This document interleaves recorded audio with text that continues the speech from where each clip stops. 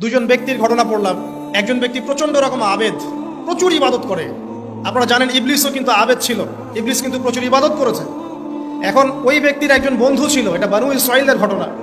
তো সেই বন্ধু পাপী ছিল, বিভিন্ন কবিরা গুনাহ করত। আর এই আবেদ ব্যক্তি বারবার তাকে নসিহত করত, গুনাহ ছেড়ে দাও, তুমি পাপ করছো, গুনাহ ছেড়ে দাও। তখন সেই ব্যক্তি যে পাপ করছে সে বলতো যে আল্লাহ কি তোমাকে আমার রক্ষক বানিয়েছেন?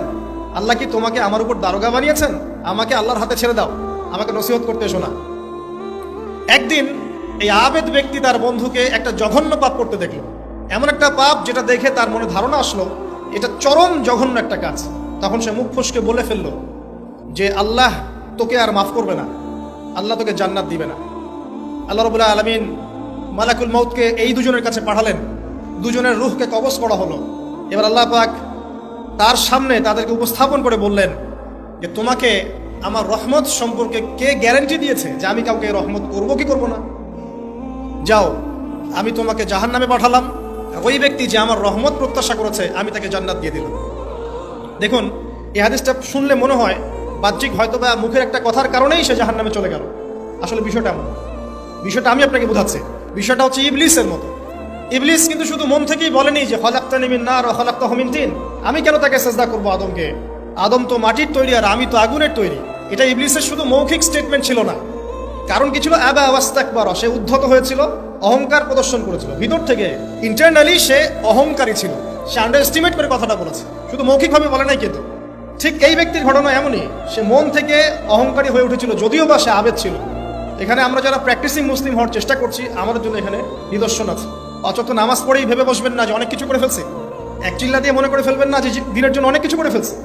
একটা হজ করেছেন, ওমরা করেছেন, সিয়াম রেখেছেন, দিনের জন্য দান সদকা করেছেন, একটা মাদ্রাসা মসজিদ করেছেন, ভেবে বসবেন না আপনি সব অনেক কিছু করে ফেলেছেন এবং অন্যরা সব ককরোচ তেলা পোকা, ওরা জাহান্নামে যাবে, এমনটা মনে করবেন। জানি না আমরা যে কার আমলের কতটুকু আল্লাহর কাছে কবুল হচ্ছে। তো এখানে এই ব্যক্তির সমস্যা ছিল এই, সে নিজের আমলটাকে অনেক ভারী মনে করছিল এবং সে স্টেটমেন্ট দিয়ে ফেললো যে তোকে আল্লাহ পাক মাফ করবে না। এই একটা কথা মন থেকে বলার কারণে তার ইহকাল পরকাল দুটা বরবাদ হয়ে গেল, সে জাহান্নামে চলে গেল।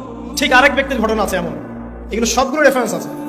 এক ব্যক্তি প্রচুর ইবাদত করত, আল্লাহ পাক তার ইবাদত করার জন্য পাহাড়ের চূড়ায় একটা সুন্দর ব্যবস্থা করে দিয়েছিলেন, সেখানে ডালিম গাছ হতো, ঝর্ণা আসতো, খাবারের কোনো অভাব নাই। হাদিস এসেছে 500 বছর সে ইবাদত করেছে। কত বছর? কিয়ামতের মাঠে এই ব্যক্তির অবস্থা এমন হবে, তাকে জান্নাতে প্রবেশ করানোর জন্য নিয়ে যেতে বলা হবে যাও আমার রহমতে জান্নাতে চলে যাও। আল্লাহ পাক তাকে এই কথাটা বলবেন, কিন্তু এই ব্যক্তি বলবে আমার আমলের কারণে আল্লাহ পাক বলবেন আমার রহমতে জান্নাতে চলে যাও। ব্যক্তি বলবে আমার আমলের কারণে। আল্লাহ রাব্বুল আলামিন তখন তাকে দেওয়া সমস্ত নেয়ামতগুলোকে এক পাল্লায় করবেন আর তার সমস্ত আমলকে আরেক পাল্লায় করবেন। তারপর দেখা যাবে আল্লাহর সমস্ত নেয়ামত তার একটা চোখের সমান হয় নাই। কথা কি বুঝতে পারছেন? একটা চোখের যে নেয়ামত আল্লাহ পাকের, সমস্ত আমলও 500 বছরের ইবাদত এতটুকু হয়নি। তারপর তাকে বলা হবে ওকে জাহান্নামে নিয়ে যাও। এবার জাহান্নামে যাওয়ার সময় সে বলবে আল্লাহ তোমার রহমতে আমাকে মাফ করে দাও। তখন আল্লাহ পাক তাকে আবার ডেকে নিয়ে আসবে, বলবেন যে তোমাকে যে আমি ইবাদত করার জায়গা করে দিয়েছিলাম, এটাকে তুমি নিজে করেছো না আমি করেছি? সে বলবে আপনি করেছেন। তোমাকে যে আমি সৃষ্টি করেছিলাম তখন কি তুমি কোন আমল করেছিলে? বলবে না। তাহলে তোমাকে যে সৃষ্টি করেছি আমি, এটা কি তোমার আমলের কারণে?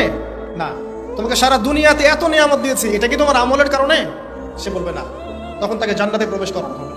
কিয়ামতের মাঠে এমন অনেক ঘটনা ঘটবে যেটা আমাদের চিন্তার বাইরে।